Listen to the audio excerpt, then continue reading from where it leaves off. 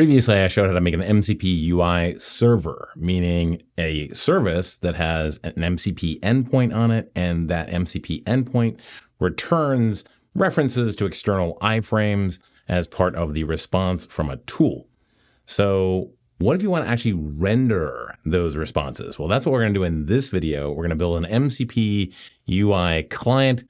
It's actually super easy. This is going to be a super fast video. Let's get right into it.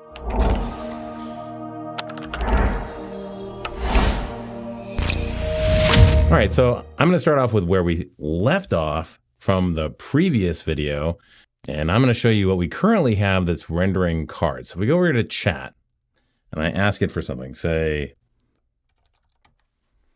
can you recommend a good acoustic guitar?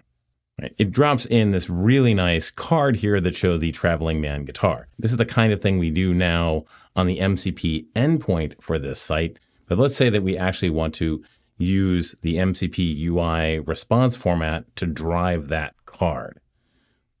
Let's try this out.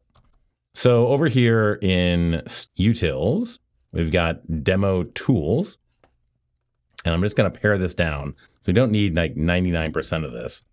This all has to do with MCP client stuff, and it's not exactly the MCP client that I'm talking about. The MCP client stuff there is actually invoking an MCP server locally or connecting to one or online.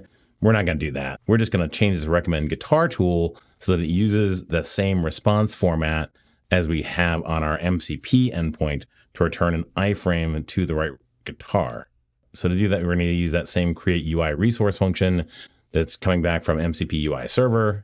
And then down here, instead of just returning an ID, we're going to return that UI resource. So we're going to give it a unique URI for the given ID. And then we're going to point it back to the iframe for the guitar. And you can see over here in routes, that's iframe-guitar slash, in this case, a dot, guitar ID. And that gives us our route. So yeah, looks pretty good. So now we've got the tool formatting its response as a UI resource.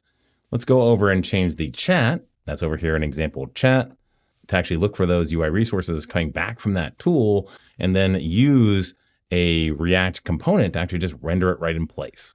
So first off, we need to make sure that we have the client library. So let's go and add that.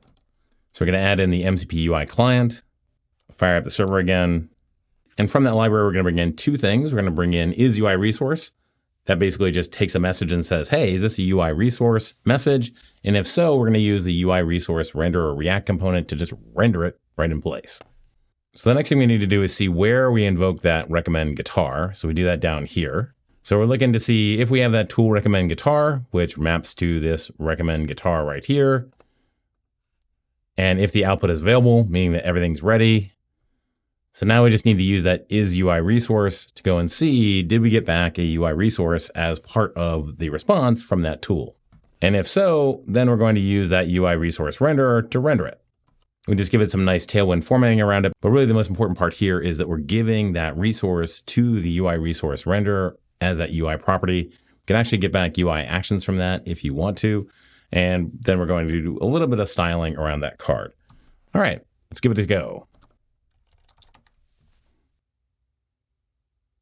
All right, there you go. We got that iframe rendering in here, which is actually kind of interesting, right? Because at the end of the day, you really only want to use this resource renderer for external MCP servers. Here we're using it internally, and that really doesn't make a whole lot of sense. It's just an easy way to show this particular rendering system. But really, it's when you're dealing with external MCP servers that are returning to you an iframe URL and you really don't know what's in there or what it is, then you can render it with this.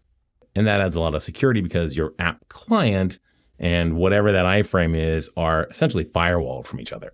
All right, well, I hope this helps you render MCP UI responses in your application. If you have any questions or comments, please put that in the comment section right down below. In the meantime, do me a solid, hit that like button if you really like the video. And if you really, really like the video, hit the subscribe button and click on that bell. You'll be notified the next time a new one of these blue collar coders come out.